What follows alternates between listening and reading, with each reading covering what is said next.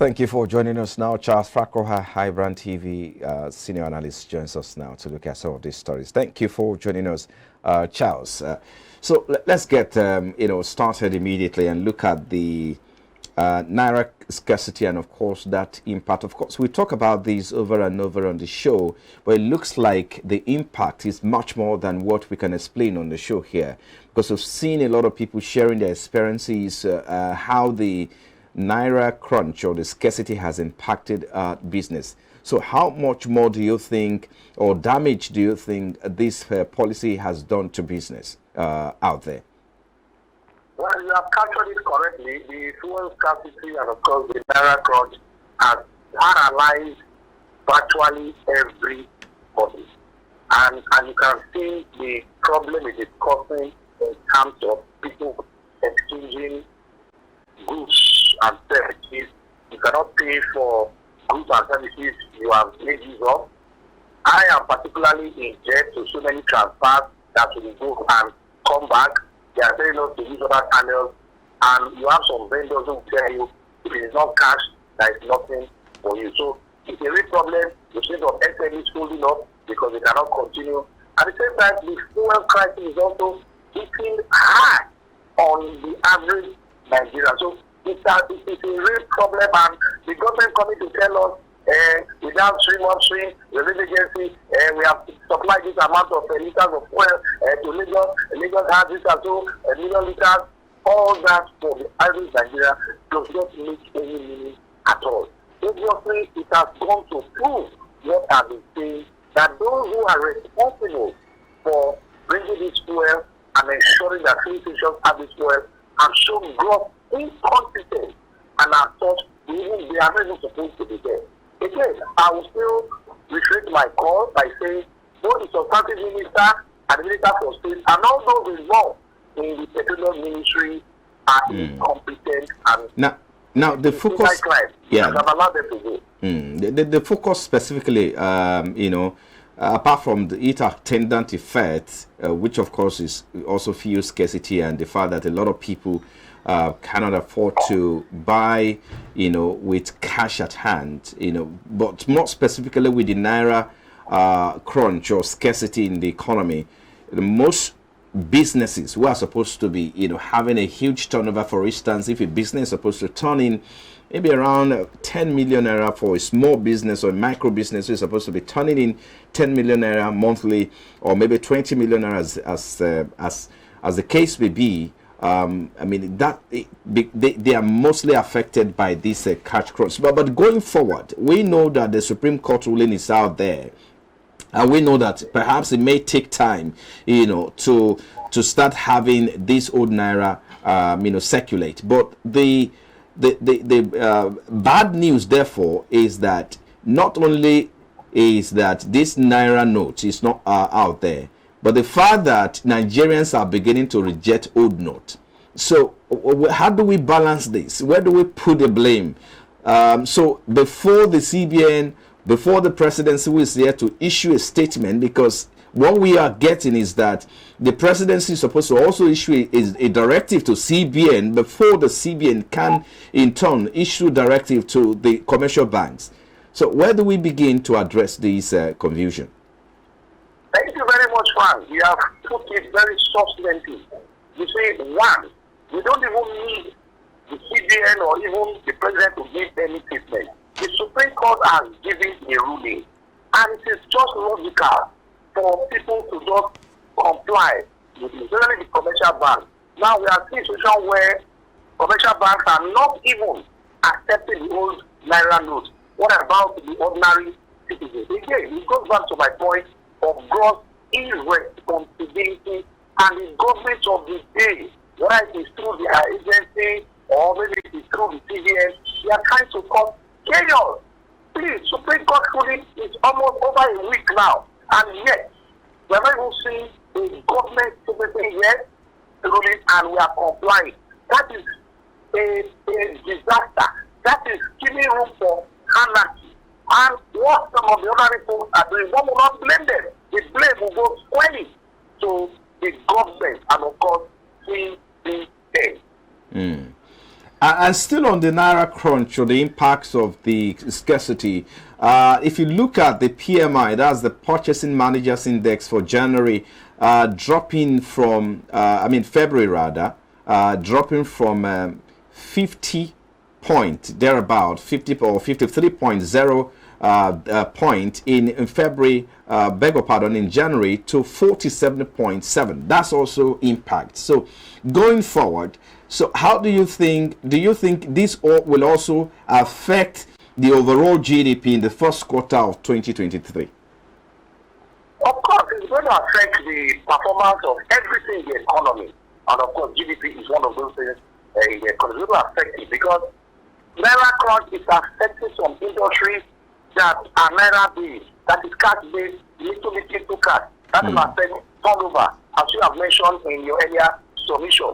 At the same time, these workers too that need to come to the factory to work will not be able to do transfer paying 1,000 naira to their place, to their factory. So this is going to affect a lot of productivity in some of these factories, and of course, that is going to affect the GDP for the first quarter of the obvious. The signs are there.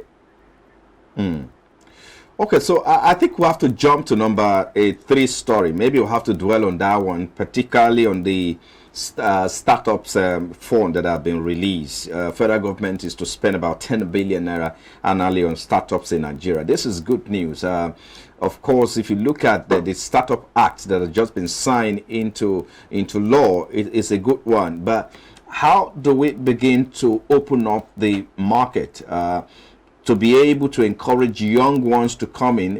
The youth who are tech savvy, to be able to come in is another issue. Yes, it's okay to maybe budget a startup fund to earmark a certain amount of money, but it's another thing to make the environment, conducive, friendly, and creative a friendly policy environment to encourage investors to come in. So what's your concern? What do you think should be the top most concern in this conversation?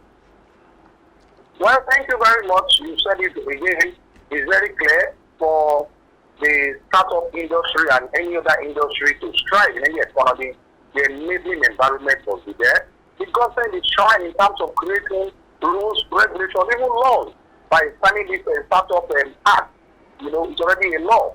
And the first thing here is to ensure that these startups, individual startups, are identified, which that act is to make it very easy. And I'm so happy if you look at that act, it has said everything in terms of creating a new environment, ensuring that these startups are identified, and of course funds are made available to them. So again, that is one thing to bring out this law. And another thing in the implementation so that Nigerians will not begin to see the benefits. These SMEs are able to tap into this fund and increase whatever goods or services they are producing and encourage more and more people to come into that startup sector. However, with what is going on in the economy right now, no matter how good this policy is or the act is, it is still going to be a problem to start up, whether it is in fintech, whether it is technology or any other sector. So, number one, the government must create an enabling environment. We need to ensure that fuel scarcity, Naira crunch, all these issues are taken care of before we can begin to see meaningful improvement in terms of startups and any other business in the economy. Let's bring the committee that has just been inaugurated by the talking about the Minister of Communications and Digital Economy, Ibrahim Pantami. They set up a committee really to look at how to implement these, inauguration or these funds. But the question is, do you think we need a committee to be set up, to carry out such a scheme really? Well, if you ask me, I would say, well, it also is necessary, or you might say it's not necessary. But if you look at that committee, if you look at the composition, yes, you will see notable Nigerians, and of course, you also see practitioners in this startup that have been there tested. So we believe with those ones in that committee, yes, they will make the right disbursement of the funds. But it goes beyond just the committee members. Like I said earlier, the enabling environment has to be created. Yes, I have no doubt that the committee will do its work. They will identify the right startup, and these funds will be, advanced to those right those startups. I will see them making use of it judiciously. Then it goes back to the point that the enabling environment has to be. Yeah, because what some some practitioners are saying that you really do not need a committee to be set up, to implement such a scheme. What you need is a working institution, an effective institution where young people who have ideas in technology can walk into, access fund, perhaps be able to present their idea, where the institution can oversee what that idea is. If something that is implementable or it's something that is marketable, that institution can push such an idea. So that's why they are saying perhaps you don't really need a committee to be set up for implementation of such, for especially with regards to the Tech Startups Act. I agree with you. But again, looking at the committee, the caliber of persons there, these are persons who have made it in the tech startup. They have their mark. They know they have gone through it before, without any assistance from the government, and they have a lot of experience. So being on that committee, I am not saying if the committee will do a better job than an institution, but kind of overseeing and looking at what they have gone through before, they will be able to ensure that these funds are properly used, and the kind of tech startup they advance these funds for will be ones that are very meaningful to our economy. It is good. Yes, it's also good if you don't have an institution overseeing it. But what we are saying, that institution that is overseeing it, will they have had the kind of experience? Some of these members of this committee who have also operated, profited from startups on their own, tech startups specifically on their own before. So I think that kind of experience will go a long way in assisting the committee in ensuring that the right set of tech startups are given this one and begin to see the possible and the positive benefits in our economy. Just before I allow you to go, Charles, let's look at some of the sectors that we need to begin to look at integrating technology in. We know that as I speak to you now, the biggest gainer or winner of funds in Nigeria right now is the fintech. Yes, there are other startups or tech startups that are winning, but the winner among them is the fintech. Really, if you look at how much that sector has attracted in terms of fund or grants when it comes to pushing an idea. But so let's look at other sectors that will begin to integrate sector. We have the agri sector, we have the services sector, we have other sectors there that have really not been put into consideration in this. What's your take? Yes, I agree with you. Yes, the fintech startups are the greatest beneficiary because in any economy, financial service system course, other sector will catch cool. So that's why we are seeing a lot of attention on that fintech sector.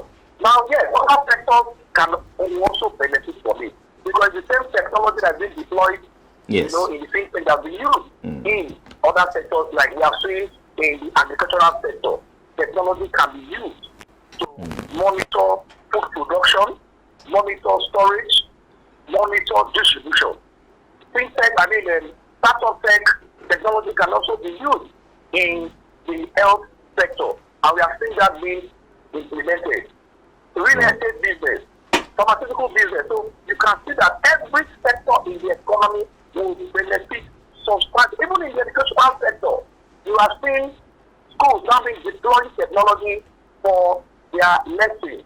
Even the higher institutions, So we're going to receive a lot of implementation, a lot of application of this technology in education, and that will make life easy for every body. It is just, like you have said, or is the institution or it is the committee to ensure that these tech startups are identified, they see the relevance of their application to specific industries and begin to support them and also see how it is being implemented and also begin to ask from the users of these services for their own comment and see how it has made them in terms of doing business or their services easier, better, faster, and also make life more enjoyable for them. Okay, I think we'll have to leave it there. Thank you so much for your time, Charles Fracko, iBrandTV analyst. Thank you for sharing your thoughts with us. Have a great day. It's a pleasure for having me. Thank you. Yeah. And still to come after the break, we head straight to the equities market as we look at the Nigerian equities market as it strengthened its gaining streak on Thursday by 0.04%. That's about 12 billion naira as investors bought shares of Champion Breweries, Transcorp, Living Trust Mortgage Bank, and other shares as well. Well, that's our focus next when we return from this break. Please stay with us.